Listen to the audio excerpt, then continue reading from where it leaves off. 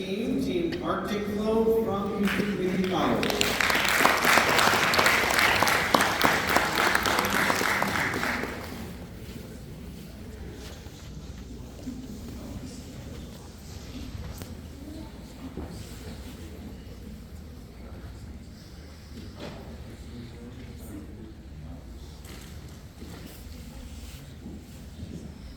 Hey everyone, my name is Amy, and I'm here with Sarah, Dylan, and Hassan. And let me take you on a journey. Have you ever gone to the grocery store to get dairy products? I'm talking milk, yogurt, ice cream, and you forget in the car and you realize, and you come back and it's melted or spoiled, and because of the temperature difference, well, it's a universal problem. And it's a universal problem. And let's think about this in the pharmaceutical industry. A whole lot of drugs need to be stored in specific temperature ranges, and a slight deviation, I'm talking as little as 2 degrees, can render this vaccine or drugs useless. Let me put this into perspective for you. In 2021, 5.6 billion doses of COVID-19 vaccines were lost due to improper temperature storage. And zooming out, this issue extends beyond COVID-19. Organ transportation, cancer research, pharmaceuticals and biologics all lose its efficiency if there is a slight temperature deviation. And even today, pharmaceuticals exact an annual loss of $35 billion in pharmaceutical industry alone. And now, imagine a solution to these many problems. Imagine no longer as the Arctic Flow cooler is here. Our cooler is designed to avoid unwanted temperatures, and although many coolers do this, here's the catch. The way that our innovative cooler is designed will allow for a more sustainable, fixed, and reliable result of temperature. Now, in order to do this, we all collectively decided to utilize NASA's intellectual property known as Layered Composite Insulation for Extreme Conditions, or LCX. Now, this IP is able to withstand impact and temperature change pressure that may cause stress to the material. Not only that, it is usually applied in places where extreme insulation and durability is needed, such as in chilled water piping or cryogenics, where up to negative 150 degrees Celsius must be sustained. Not only that, this IP is reusable and recyclable, making it eco-friendly. This is the cooler that we use now. Regular insulated cooler dumped in dry ice. Now, this isn't as efficient because the dry ice effectiveness is decreased after 24 hours time. Now, this is our Arctic Flow cooler, made in 3 layers. The first layer, in red, includes the LCX material, the external aluminum box, and then the LCX material once more. Now, this layer's goal is to keep the cold temperatures in and the hot temperatures out, all the while keeping the cooler durable. Moving on to the second layer, in order to reduce those cold temperatures, we use an advanced coolant system, highlighted in blue. Now, as you can see here, the blue is the coolant piping system, in which it surrounds the cooler, and it's connected to a water pump and a coolant reservoir. And it is also added a thermostat valve to provide that specific range of temperature. Now, as that water pump pumps the coolant around the cooler, that cold temperature is being produced. And in order to immerse the item or biologic or pharmaceutical or medicine in that cold temperature, we have our third layer, highlighted in gray, that being the internal aluminum box. And the reason that we use this layer is because aluminum is not only durable, cheap, and eco-friendly, but it is also a very great conductor of temperature, directing these cold temperatures towards the item itself.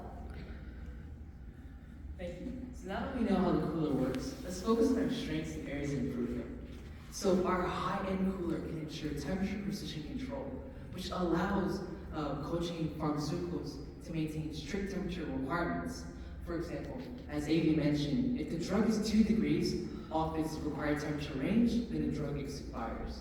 And also, being designed with fragile biologics in mind, the cooler is equipped with shock-absorbent NAS IP, which allows a secure and stable environment for our pharmaceutical market.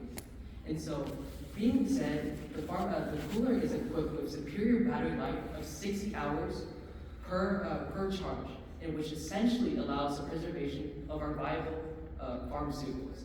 And however, during the area's improvements, with any high-tech innovations, there are constantly limitations, in which we are constantly researching to minimize our risk due to malfunctions and leaks. Regardless, the versatility of the artificial cooler technology allows it to be applicable to various industries. Aside from pharmaceuticals, our cooler will be exceptional at preserving organs for both research and transplants, medicines that need to be stored in cold storage, and even blood bags for transfusion centers. Also, the Arctic Flow Cooler's ability to maintain cold temperatures for a long time without ice makes it optimal for recreational activities such as camping and road trips. And these are just a few of the markets we can tap into. Yes, we are aware that current competitors in our target market utilize simple passive systems, while we are proposing an active system. But we are strongly confident that with our NASA-insulated IP and advanced cooling system, we will differentiate ourselves from competitors. So let me tell you about the huge opportunity and the projected growth of this market. The pharmaceutical industry alone is valued at around $1 trillion, but let's take a piece of it. The global pharmaceutical cold chain market was, in the most recent year alone, was valued at $78 billion and is projected to grow to $177 billion by the end of 2030. That is a whopping 9.5% compound annual growth rate. To put that in perspective, the industry is expected to more than double in less than a decade. The industry is rapidly expanding due to factors such as COVID-19, which happened recently, in which we were transporting vaccines on a wide scale globally. Another major factor that the industry is rapidly expanding would be the introduction of the conventional use of biologics, in which is cell and gene therapy, in which the average cost per vial could cost up to $10,000. The Arctic Flow Cooler could add on to this promising, rapidly expanding industry and aid in its growth. So you might be wondering our next steps. We're currently working on perfecting our product to ensure that it not only works, but that it works in the market. We have talked with various industry professionals, including the food industry, pharmaceuticals, organ transplantation, and even EMS. Interesting story actually, when we were interviewing with the EMS, they took us to the back of their truck and they showed us a wine cooler storing various medicines such as insulin. And while this may seem like a great idea, this is actually quite risky. Medicines such as insulin, with a slight temperature change, can be damaged.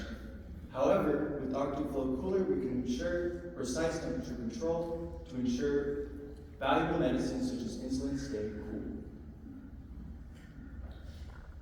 Here's the thing. The potential to save millions of vaccines and lives is within reach using the Arctic Flow Cooler.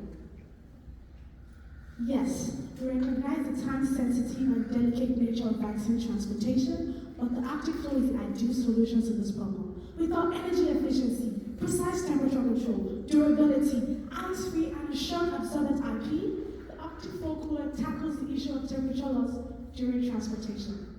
Our mission is clear. Reshape the industry and save lives. Because here at Arctic Flow, we're keeping it cool and saving lives. Thank you.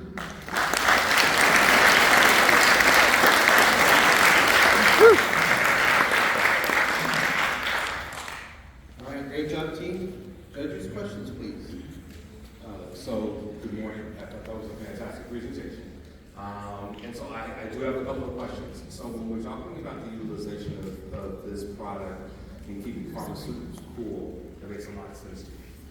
But when you started talking about commercially viable and getting it out there to the regular people in the world, please explain to me the level of need that you believe a regular person might have that rises to the level of buying this as opposed to something that's already out there like an Avon. Thank you for that question. If I can emphasize, our product is mainly for pharmaceutical cold chain because they're the ones actually transporting these vaccines and biologics to people, right? And even during the poster session, I had the chance to talk to an amazing person and she explained that her kid even gets specific drugs and they send a one-time box, a one-time code system. And do you know the amount of waste coming out from the pharmaceuticals industry for the one-use coolers, it's a lot. So the coolers is specifically for cold chain industries that is going to transport this product to the users, vaccines to third world countries. And even in 2021, a lot of vaccines that went to third world countries like Africa, when they arrived there, they were damaged, and they were not, like, the temperature was not, it wasn't, because a lot of ice after 24 hours you have to refill it, and this is not sustainable. So we're saving the earth, we're giving you reusable coolers, and not a one-time use, and we're also giving pharmaceutical that brings a specific temperature that the drug, the vaccine, the biologic will be preserved in. So this is why we believe that we're needed in the tech. Great presentation. This was really informative. I mean, during COVID, this was a big challenge, for moving vaccines at scale and speed. I'm curious though about, the cost of production. How much can you give us in terms of what is the cost of producing one of those products that you shared? Go ahead. Great question, thank you. So currently, as Marcus said, we're currently perfecting our R&D prototype, and to apply the materials needed, we spent no more than $150, and current coolers in the market go as high as $700. So think about the cost efficiency we're saving using a more precise insulator, because current insulators in the market are this thick. And NASA's IP took this stick to this stick and made 70% thinner and made it more efficient. And this is even cheaper. So we're giving more benefits for even cheaper costs, because for the materials we got for the prototype, we spent around $150. So we're expecting to sell this for no more than $200 to $250 in the market. Outside of the pharmaceutical, you kind of shared about who some potential customers might be. Can you give a little more detail about who those potential customers could be, and why you think this is a viable solution? Thank you. So during our market research, we went to different sectors. We went to the organ transportation industry. And let me tell you an interesting fact. A regular organ transport cooler lasts with ice, lasts about 4 to 5 hours. And think about the distance between Los Angeles to New York, over 6 hours in flight. So they had to refill the ice to keep that organ cool. And we have the food industry, because we went to talk to the food industry, and they explained to us that our cooler will work there because ice-free, you don't have to always refill with ice. And we also went to the ice cream industry. We talked to professionals that sell ice cream, and even the EMS, like Marco said, we went to the back of the cooler, and guess what they were using to store insulin? A wine cooler bought from Amazon. And as Sir Frederick said yesterday, innovation, just because something works doesn't make it can't be better, right? And the cooler, the wine cooler in the EMS, it doesn't just work because it doesn't give that precise range of temperature, right?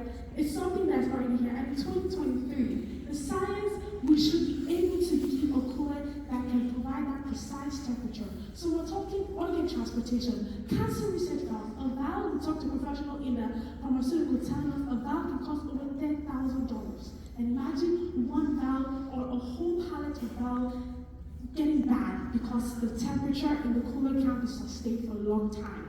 And because you always have to use ice. So this is multiple industries we can break into. Said that innovations can be better. How have you made this better?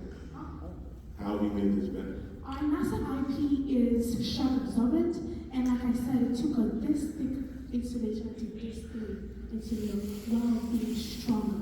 We are also providing an ice-free solution. How often do you replace the coolant in your cars? The coolant in the cooler is going to last a long time without you having to buy ice or coolant every single week. And we also provided you that great insulation where it's going to last a long time, 60 hours on one full charge, where that battery is rechargeable. So those are some of the benefits, and those are some of the reasons why we think our innovation.